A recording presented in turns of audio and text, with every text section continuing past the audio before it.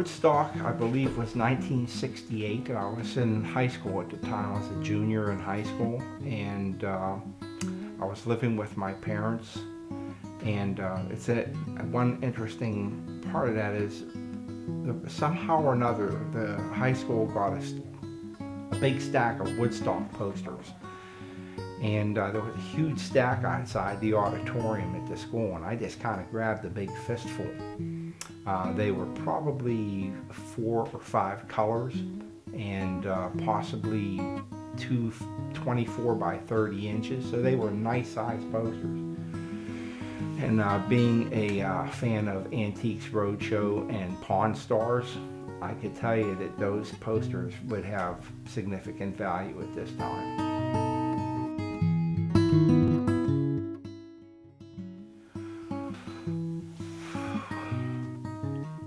Woodstock was a pretty impactful event, not just for me, but for all the guys or all the kids in my generation, because it was like the apex of what you would call the hippie movement, and the music, the freedom, the drugs to a lesser extent on my end, but it was all about the music. I was eligible for the draft in 1968, and I elected to retain my 1A status. I didn't get drafted, and I didn't have to go to Vietnam, which I'm very thankful for.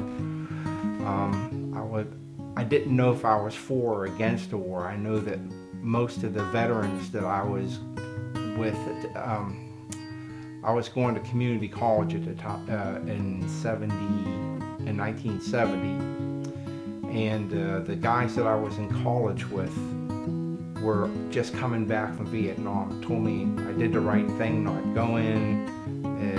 Everybody had some serious issues that were involved in war, so politically we all thought that Nixon was Nixon, and that the war was really for nothing, and those 50-some thousand lives were lost for nothing.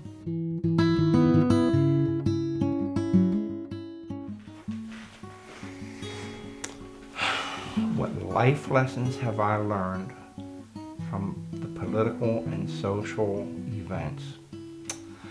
I guess one of the most impactful aspects of that time was race relations. The events in Selma and Birmingham, and having black friends. I lived in a mixed neighborhood. I just couldn't understand the level of prejudice that was being exhibited in the South, and I think that's probably the most important aspect of the time. And Lyndon Johnson and the Great Society and voters' rights and